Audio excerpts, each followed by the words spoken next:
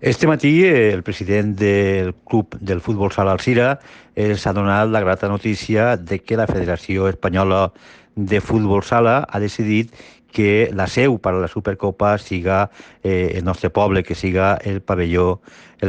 municipal d'esports i, per tant, pues, des de l'Ajuntament d'Alcira i des de la regidoria de Deports sentim satisfets, pensem que estem fent les coses bé i, sobretot, està fent-ho bé el club de futbol sala, no? Que està en una categoria de segona divisió, que està d'una forma ascendent i els aficionats del poble d'Alcira se mereixen que la Supercopa es celebre en el nostre poble. L'Ajuntament d'Alcira ha fet un esforç econòmic important per a poder optar a esta seu, com així també ho han fet els patrocinadors que estan sempre ajudant al nostre club de futbol sala.